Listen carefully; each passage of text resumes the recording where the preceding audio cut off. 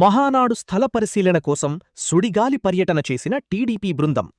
కోవూరులో 2, నెల్లూరు రూరల్లో మరో 2 స్థలాలను పరిశీలించిన మంత్రి నారాయణ, ఎమ్మెల్యే కోటంరెడ్డి, రాష్ట్ర టీడీపీ ముఖ్యనేతలు. మంత్రి నారాయణ కామెంట్స్: 3 రోజులపాటు జిల్లాలో మహానాడు జరగనుంది. 4 ప్రదేశాలు చూశాం.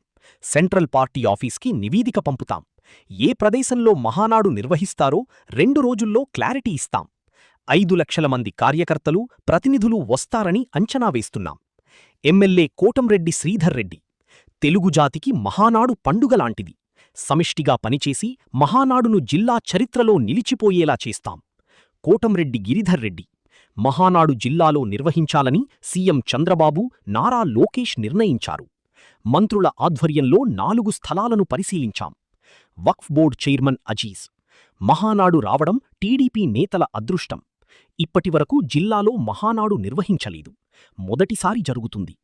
ఈ కార్యమంలో ఎమ్మెల్సీలు Beeda Ravichandra, CM program coordinator Mantena Satyanarayanaraju, TDP రాష్ట్రస్థాయి నేత జయరామిరెడ్డి, డిప్యూటీ మేయర్ రూప్కుమార్ యాదవ్, జిల్లా పార్టీ ప్రధాన కార్యదర్శి చీజర్ల వెంకటేశ్వర్లు పాల్గొన్నారు.